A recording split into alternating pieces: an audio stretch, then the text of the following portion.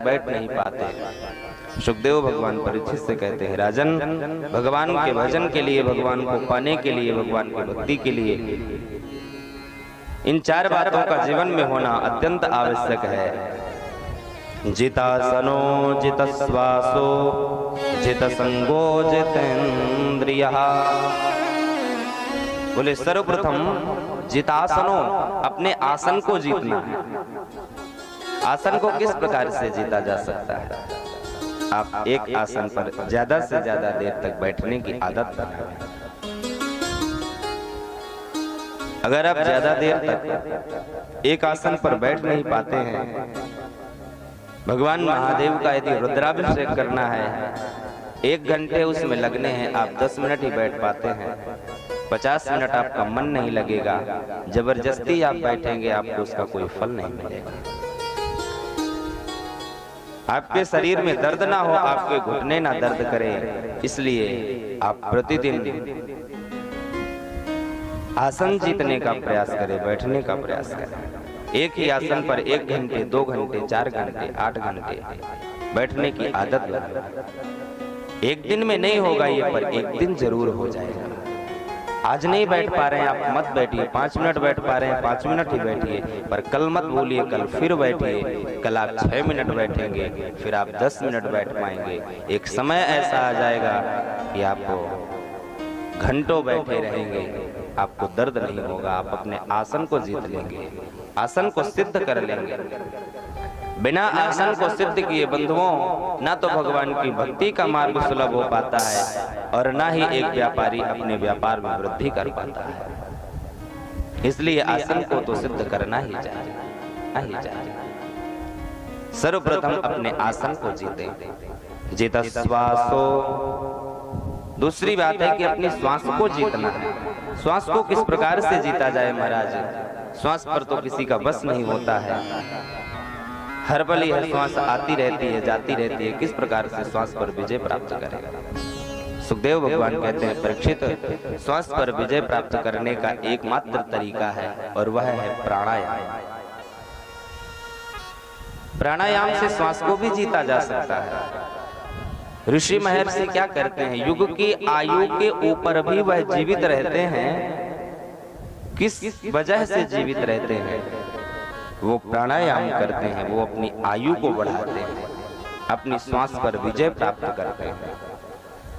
ध्यान देना बंधुओं, भगवान के यहाँ आपकी श्वासों का लेखा जोखा है, ना कि आपके दिन वहां लिखे गए। वहां श्वासों का लेखा जोखा है। आप धरती पर कितनी श्वासें लेंगे?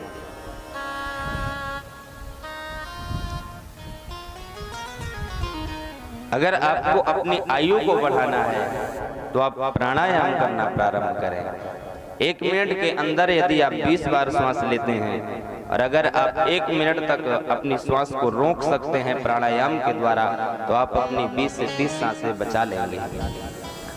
विचार करिए, अगर आप प्रतिदिन 1 घंटे प्राणायाम करने लगे और 1 घंटे की श्वासों को आप बचाने लगे, तो आप 1 वर्ष में कितने दिन की आयु बढ़ा लेंगे? बंधुओं, भगवान की भक्ति का दूसरा मार्ग यह भी है, एक आसन को सिद्ध करने के पश्चात आपके पास समय भी होना चाहिए भगवान की भक्ति के लिए। और समय कब आपको मिलेगा? जब आप श्वासों पर विजय प्राप्त करेंगे। इसलिए अपनी श्वासों को जीतिए।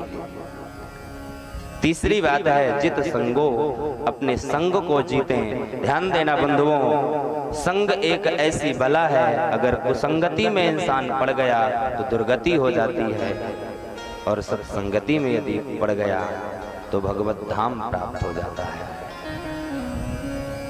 सत्संग करना जीवन में, कुसंग मत करना। संतों का संग करना, महात्माओं का संग करना, सज्जन का संग करना, दुर्जन का मत करना, जुआरी का मत करना, शराबी का मत करना। ये तो नरक जाएंगे ही, साथ में आपको भी ले जाएंगे। जीवन में संग का बहुत बड़ा महत्व है। सठ सुध रही सतसंगति पाई, पारस परस को धात सुहाई। एक तोता बाजार में बिकने के लिए रखा है। कुछ यवन आते हैं, चोर आते हैं, उसे मोल करके अपने डेरा में ले जाते हैं। चोरों का यही कार्य है, उस रास्ते से जो भी निकलता है उसे पकड़ लेते हैं, चिल्लाते हैं, अरे मारो मारो, पीटो पीटो, लूटो लूटो, बहुत सारा धन लिया है। चोरों के डेरा में रह रहा वह तोता उन चोरों की बातों को सीखने लगा। एक दिन विदेश से कमा करके एक व्यक्ति आया। उसने विचार किया कि आज मैं अपने गांव में घूमने के लिए जाऊंगा। बहुत सारा स्वर्णाभूषणों से सुसज्जित होकर के वो उसी मार्ग से निकल पड़ा जिस मार्ग में उन यवनों का, चोरों का डेरा था। जैसे ही वह उनके डेरे के समीप पहुंचता है, बाहर टंगा हुआ वो तोता जोर जोर से चिल्लाने लगता है, अरे पकड़ो पकड़ो, मारो मारो, लूटो लूटो, काटो काटो, बहुत सारा धन लिया है। अंदर छिपे हुए यवन चोर दौड़ करके बाहर आते हैं, उस व्यक्ति को पकड़ लेते हैं, मारते हैं, उसका धन छीन लेते हैं। वह व्यक्ति पुनः विदेश जाता है, बहुत सारा धन कमाता है, फिर अपने गांव आता है। एक दिन मौका लगा, वह तोता पिंजड़े से उड़ जाता है। फिर से वह बाजार में रखा गया। आज उसे कुछ संत महात्मा मोल करके अपने आश्रम में ले जाते हैं। संत महात्माओं के आश्रम के करीब से जो कोई भी गुजरता है, सबको संत भगवान मधुर वाणी से बुलाते हैं, आइए आइए, पधारिए, आश्रम में आपका स्वागत है, सुंदर शीतल जलपान करिए, विश्राम करिए, फिर अपने गंतव्य को जाइए। यहाँ यह तोता महात्माओं की बातों को सीखने लगा। आज विदेश से कमाया हुआ वह व्यक्ति विचार करता है कि आज इस रास्ते से नहीं जाऊंगा, यहाँ चोर रहते हैं। विस्मित हो जाता है वह व्यक्ति। उस तोते से पूछने लगा, अरे भैया, एक वो तोता था जो ये कहता था कि अरे पकड़ो पकड़ो, मारो मारो, काटो काटो, बहुत सारा धन लिया है। उस तोते ने मुझे पकड़वा दिया, मेरा धन चला गया, मुझे प्रताड़ित किया गया। एक तुम हो जो इतनी मधुर वाणी में बोल रहे हो कि आइए पधारिए, जलपान करिए, विश्राम करिए। आखिर उस तोते में ऐसा कौन सा अवगुण था और तुम में ऐसा कौन सा गुण है? तुम हो तो एक ही जाति के। बड़ी विनम्र भाषा में वह तोता कहने लगा कि भैया, अहम मुनीनां वचनं शृणोति चायं यवनस्य वाक्यम्। भैया, न तो उस तोते में कोई दोष था और न ही मुझ में कोई गुण है। वहां भी मैं ही था, यहाँ भी मैं ही हूँ। वहां मैं चोरों की बातों को सीखता था, वहां मुझे चोरों का संग मिला था, वहां से मैं उड़ गया, संत महात्माओं के समीप आ गया, यहाँ मैं इनकी भाषा को सीखने लगा। ना तो मुझ में कोई गुण है और ना ही उसमें कोई अवगुण था। ये तो संग की महानता है। जिसके साथ में रहेंगे, जैसी संगत रहेगी वैसी ही रंगत होगी। इसलिए सत्संगति करें, कुसंगति ना करें, संतों का संग करें, महात्माओं का संग करें, जिससे कल्याण हो, मुक्ति का मार्ग प्रशस्त हो। इस जीवन में बंधुओं, मनुष्य योनि पाकर के यदि हमें नरक जाना पड़े तो दुनिया में इससे बड़ा आश्चर्य और कुछ नहीं है। होगा आपके लिए दुनिया के 7-8 अजूबे आश्चर्य, लेकिन हमारा यह वैदिक वांग्मय कहता है, हमारी भागवत महापुराण की कथा कहती है कि आश्चर्य तो ये है कि जिस जिह्वा के द्वारा भगवान का नाम लेना है वह जिह्वा हमारे ही बस में है। वह जिह्वा हमारे ही बस में है, जिस जिह्वा से भगवान का नाम निकलना है। हम मनुष्य योनि पा करके, उस जिह्वा को पा करके भगवान का नाम नहीं ले रहे हैं, इसलिए नरक चले गए। इससे बड़ा आश्चर्य और कुछ नहीं है, क्योंकि भगवान का नाम मुक्त कर देने वाला है। सुखदेव भगवान कहते हैं, परीक्षित, संग को जरूर जीतना चाहिए, कुसंगति नहीं करना चाहिए।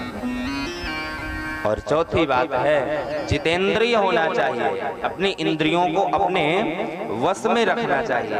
यह इंद्रिय भी अत्यंत बलवती हैं। 5 ज्ञानेंद्रिय हैं, 5 कर्मेंद्रिय हैं, इन 10 इंद्रियों को चलाने वाला एक मन है। यह मणि राम यदि वश में हो गया तो यह 10 इंद्रियां हमारे वश में हो जाती हैं, और यदि मन को हम अपने वश में नहीं कर पा रहे हैं तो फिर यह इंद्रिय रूपी घोड़े इधर उधर भटकते ही रहते हैं। ध्यान देना बंधु, देखना इंद्रियों, यह जिह्वा रूपी इंद्रिय अत्यंत बलवती है। कभी तो इसे समोसे का स्वाद चाहिए, तो कभी इसे जलेबी का चाहिए, तो कभी इसे पनीर का चाहिए। न जाने कहां कहां कैसे कैसे स्वाद को ये ढूंढती रहती है, चखने का प्रयास करती रहती है। यह जिह्वा इंद्रिय ही एक ऐसी है जो चाहे तो इस शरीर को भगवत धाम तक पहुंचा दे, जो चाहे तो इस शरीर के कई टुकड़े करा दे। अत्यंत बलवती इस जिह्वा को अपने काबू में रखना बंधु। किसी भी इंद्रिय का हनन नहीं करना है, उसे मारना नहीं है। इंद्रिय का दमन करना भी अपराध है, पर इंद्रियों को वश में करना है। इंद्रिय के वश में रहना नहीं है, इंद्रिय को वश में करना है। अगर यह समोसा खाने की चेष्टा कर भी रही है तो आप इसे शुद्ध बना हुआ समोसा भी खिलाइए, पर पहले भगवान को अर्पण कर दीजिए। आप वही इस जिह्वा को दीजिए जो भगवान खा सकते हैं। जो भगवान पालेंगे वह प्रसादी हो जाएगी, और प्रसादी पाने से कभी पाप नहीं लगता है, अधर्म नहीं लगता। क्योंकि इस जगत में पवित्र कुछ भी नहीं, चाहे वह जड़ हो चाहे वह चैतन्य हो, सब में दोष है। जड़ चेतन गुण दोषमय विश्वकीन करतार, सब में दोष है, पवित्र कुछ भी नहीं है। पवित्र कब होता है? जब हम भगवान को समर्पित कर देते हैं। इसीलिए कभी भी बिना भगवान को भोग लगाए, भगवान को समर्पित किए बिना भोजन तक नहीं करना चाहिए, वस्त्रों को भी नहीं पहनना चाहिए, पहले भगवान को समर्पित करना चाहिए। तुम ही निवेदित भोजन करो, भगवान को समर्पित करके ही धारण करना चाहिए। सुखदेव जी कहते हैं, परीक्षित, अगर जीव इन 4 बातों को जीवन में धारण कर लेता है तो भगवत धाम का मार्ग उसका प्रशस्त हो जाता है।